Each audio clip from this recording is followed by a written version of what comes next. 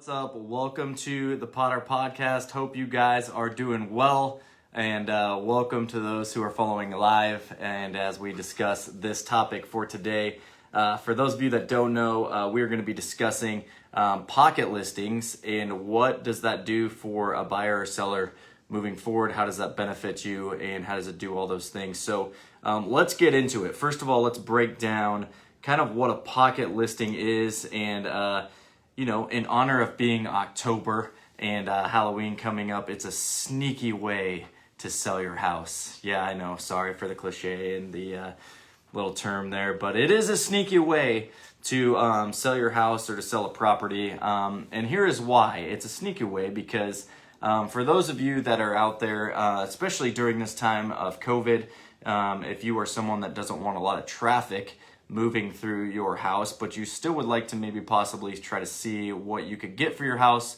and sell your house if there's a potential buyer out there, this is a way to do it. And so why is it called a pocket listing? Well, when the time comes to sell a home, most people contact the real estate agent.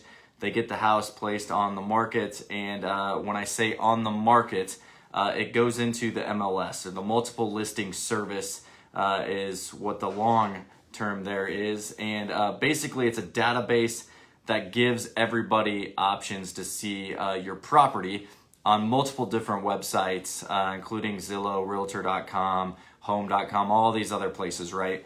And so basically when you put your home on the market, and when you're using a realtor, most likely they're going to put it into the MLS, and that allows other buyers and clients, other agents and people like that to see that property, and then to basically acquire more information on that property, right?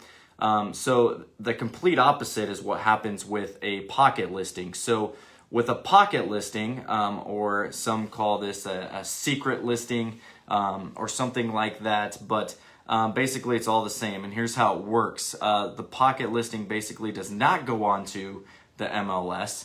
And what happens is your agent will then take your house, and they will market it, advertise it to sometimes the people in their firm or their brokerage, and then they will go reach out to some of their buyers that they may have or on their team to see if there's someone that's interested in wanting to basically purchase your house or write an offer on your house. So that is typically what a pocket listing is, okay? So for a seller that's wanting to sell their property, that's exactly what a pocket listing is, or a private listing is. You're hiring an agent to then go work their database or their sphere of people, or work the network of people that are at their brokerage. So for me, example, we do some pocket listings, and we've been pretty successful with them because we have a lot of agents in our office, okay? We have over 1,000 agents in our brokerage at Berkshire Hathaway here in Omaha, Nebraska. And so for us, when we do pocket listings, it's, I wouldn't say easy, but it's a lot more reasonable to go sell that house or help out with that house moving forward and doing a pocket listing on that, because we have more options available, right? We have more people that we can reach out to in our network.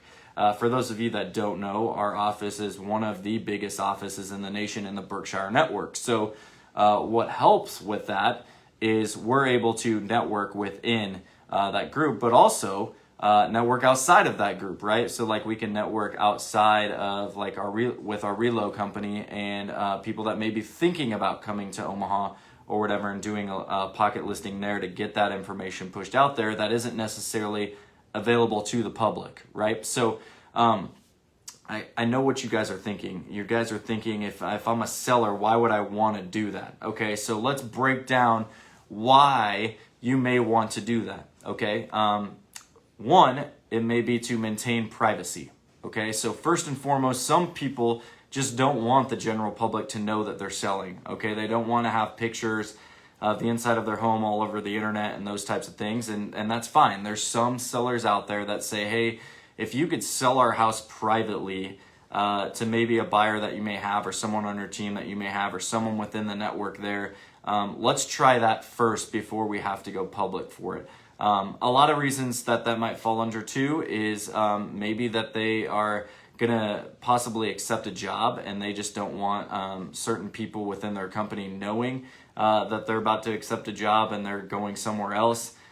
There's a lot of different things that fall into that maintaining privacy. Obviously, with COVID-19, some people might be saying, well, I want to maintain that privacy because I don't want a lot of the public to know that our house is for sale, because I don't want that much traffic going through our house, right? We're okay with a few couples here and there, but thousands upon thousands of people. That's literally, like, not literally thousands upon people, but you get my point. A lot more traffic coming through if it were to go to the MLS, okay?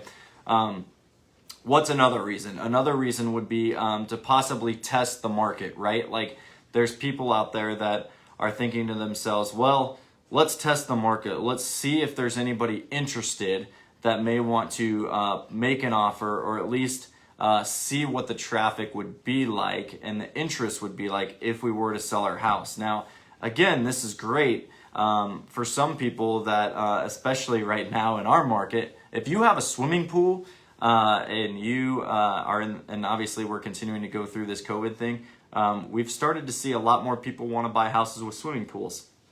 In years past, it's kind of 50-50. Some people are like, I don't really care for a pool.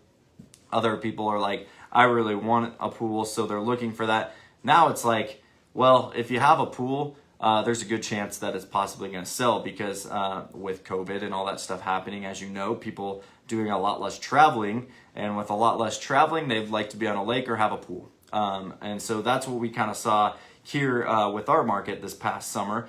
And so that might be one thing where they're like, hey, listen, we've got a pool, we're on this couple acres here, we're not really sure what we could get for it, but let's just throw it out there and test it and see if you can bring us a buyer.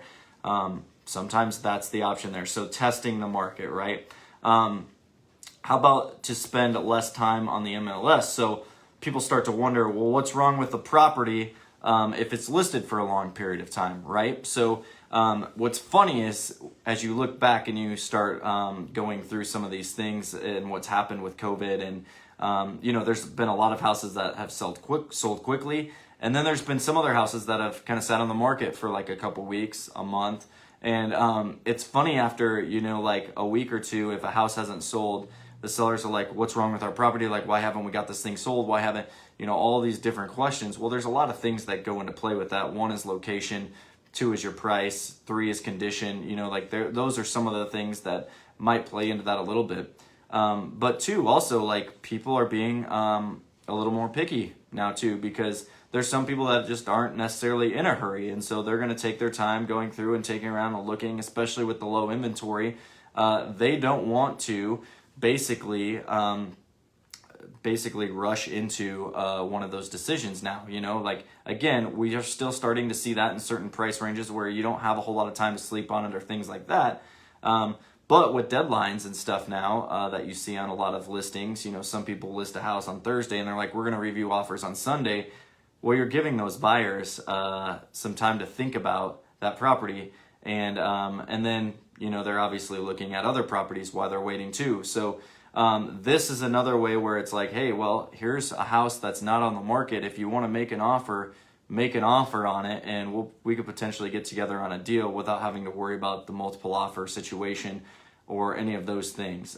So again, less time on the MLS. Another thing with that is, as I was mentioning, the longer you sit on MLS, a lot more the buyers start asking the question, well, what's wrong with the house? It's been on the market for 2 weeks. It's been on the market for 3 weeks, a month.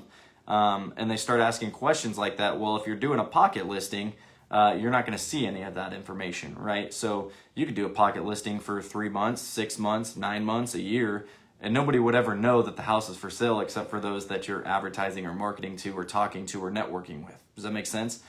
So there's no like time on the market, basically. So that could be another benefit.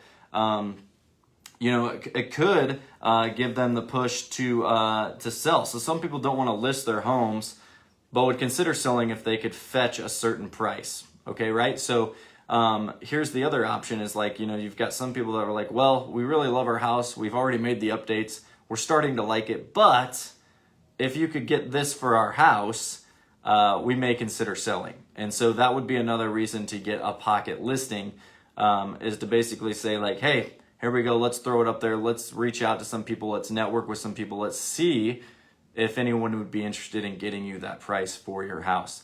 And then there's really no like force to have to sell it or whatever, things like that, but it at least allows you to have that option there and available. What we like to do sometimes is maybe there's some people that are doing some updates to the house, right? And they're like, well, it's going to take a couple months for us to finish those updates, but if somebody's interested in wanting to see it, feel free to run them through, right? So that's another option there where you might say, well, okay, let's get a pocket listing for these next couple months. We'll put our feelers out there. We'll see if anyone's interested. We'll try to get somebody through, and we could potentially put together a deal before it essentially hits the market 2 months later. Does that make sense? So basically, a lot of this kind of comes down to 1, less traffic, 2, seeing what the interest is out there and if anyone's willing to pay what you want for the house. Okay, let's talk about some downsides of doing some pocket listings, right? Because with some of those positives, there's obviously going to be some negatives. And I've kind of hit on this a little bit earlier, but your property listed on the MLS has potential to be seen by millions of people, okay? Which means odds are good for you that you're going to find a buyer for your house. Now, if you're not on the MLS, obviously that means there's a lot less people that are going to see that property. So again, if you're going pocket listing, don't expect millions of people to show interest and to reach out to you and want to do a whole bunch of showings. That's not what's going to happen, because it's not going to go into the MLS, which is going to allow all the potential buyers to see that property. Okay, again, it's probably one of those things where this isn't one of the things that you're necessarily interested in, because our job as realtors, right, if we're listing your property, my job and what I tell everybody that I'm listing their house is I want to get as many eyes on your property and drive as much traffic to that property as I possibly can in the shortest amount of time. So obviously one of those tools and those things to use is the MLS, because that's going to push your property out there. I will say one thing, you've probably heard me say this a lot of times too.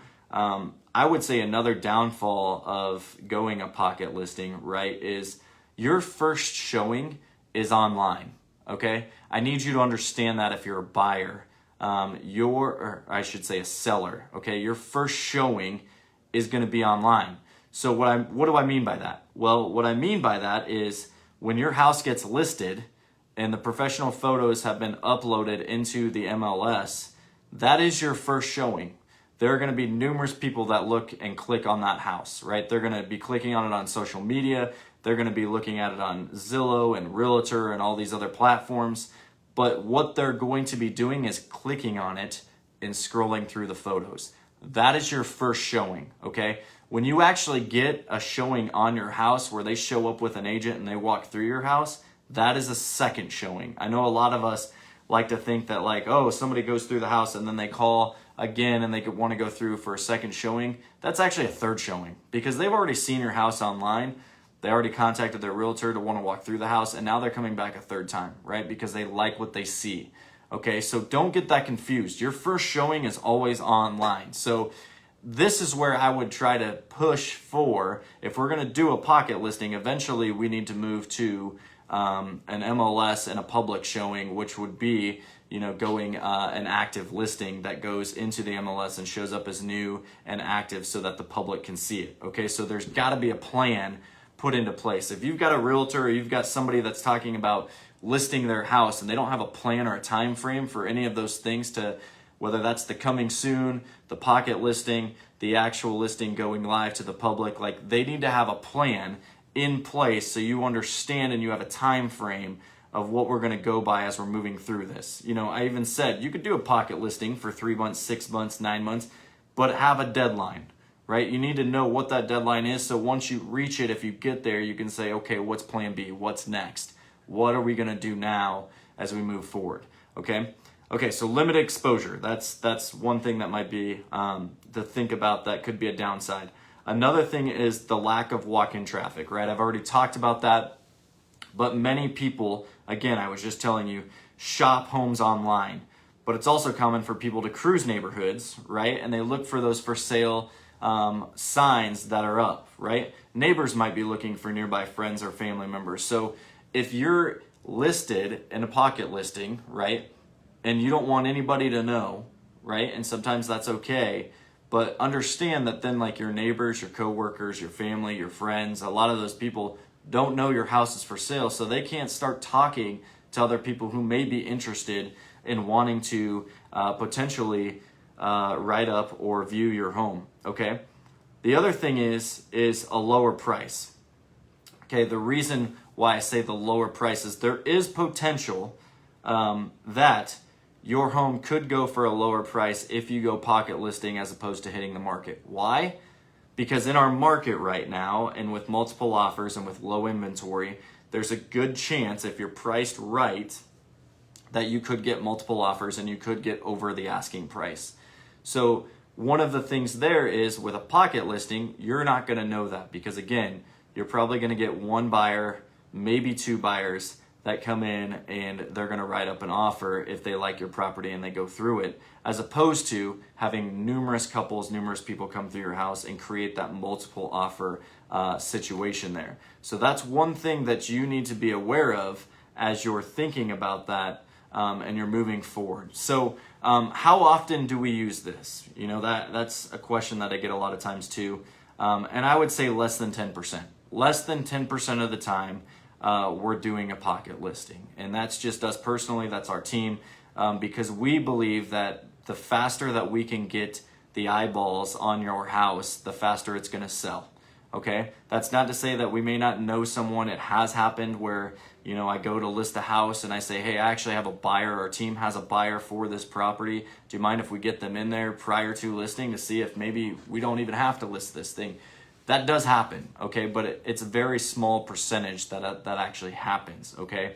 Not saying it can't, not saying it won't, but I just like setting the real expectations up front, and that's what you're gonna get with a pocket listing. Again, you're putting your feelers out there, you're kind of saying, okay, let's try it, let's see what happens, let's see what the traffic is like, let's see what the interest is like, and maybe we'll get someone to bite. And then if it's possibly not then it's the game plan as far as, okay, we've tried it for a couple months. We don't have any bites. Let's go to the public now. We're ready. Let's get this thing listed and let's get this thing sold. So again, if it's something that you're thinking about, talk to your realtor about those options. You might have heard another one that's coming soon, which is another option that you could potentially do, which in my opinion is kind of the same thing. It's a little bit different. We can get into those details later, but there are options out there as far as how to prep your house prior to it going live to the public and still getting some eyeballs and some traffic on it. This is just one way of doing it. So again, a pocket listing is simply a listing that we as agents hold in our office or in our brokerage, and then we go and we advertise and we network within our brokerage or our network of people there outside or inside and outside of the public's eyes, and try to sell that property without the public knowing. Okay, that's the best way to describe that pocket listing and how we do that. So if you guys have any questions, let me know, comment. I will definitely respond back. Also, if you guys have any other topics or other things that you want me to discuss moving forward, definitely let me know. I'm more than happy to do that for you. I'm looking forward to it and continuing on this podcast. I can't believe we're almost through one full season already. But hopefully this helps you guys out. And if you guys have any other things, you know where to find me. Looking forward to it, you guys. Thanks for tuning in and listening. And again, if you guys want to connect, you know where to find me. We'll talk to you soon. Have a good one.